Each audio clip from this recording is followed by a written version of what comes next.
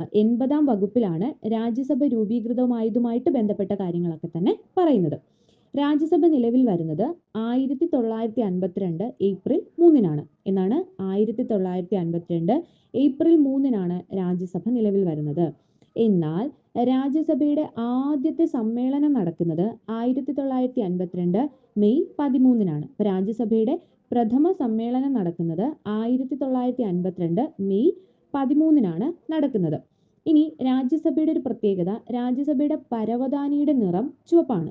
അപ്പോൾ നമ്മൾ വിചാരിക്കും അവിടെ ഇട്ടിരിക്കുന്ന പരവതാനിയൊക്കെ എന്തിനാ നമ്മൾ പഠിക്കുന്നതെന്ന് വിചാരിക്കും. പക്ഷെ അങ്ങനെയല്ല. ഈ പറയുന്ന രാജ്യസഭയാണെങ്കിലും ലോക്സഭയാണെങ്കിലും അവിടുത്തെ സീറ്റിന്റെ അറേഞ്ച്മെന്റ്, പരവതാനിയുടെ പ്രത്യേകതകൾ, ഇതൊക്കെ നമ്മൾ പഠിച്ചിരിക്കണം. സ്റ്റേറ്റ്മെന്റിൽ ചോദിക്കാം. അപ്പൊ രാജ്യസഭയുടെ പരവതാനിയുടെ നിറം എന്ന് പറയുന്നത് ചുവപ്പാണ്. ഓക്കെ ആണല്ലോ. അതുപോലെ തന്നെ അർദ്ധവൃത്താകൃതിയിലാണ് സീറ്റുകൾ അറേഞ്ച് ചെയ്തിരിക്കുന്നത്. അപ്പോൾ രാജ്യസഭയുടെ ചുവന്ന പരവതാനിയാണ്, അർദ്ധവൃത്താകൃതിയിലാണ് രാജ്യസഭാ സീറ്റുകൾ അറേഞ്ച് ചെയ്തിരിക്കുന്നത്. അത്തരത്തിലുള്ളൊരു സംവിധാനമാണ് കാണപ്പെടുന്നത്. ഇനി രാജ്യസഭാ അംഗങ്ങളുടെ എണ്ണം എന്ന് പറയുന്നത് മാക്സിമം 250 അംഗങ്ങൾ വരെ രാജ്യസഭയിൽ വരാം. മാക്സിമം എത്ര അംഗങ്ങൾ വരാം? 250 അംഗങ്ങളാണ് മാക്സിമം രാജ്യസഭയിൽ വരാൻ പറ്റുന്ന അംഗങ്ങൾ എന്ന് പറയുന്നത്. 250-ൽ കൂടാൻ പാടില്ല.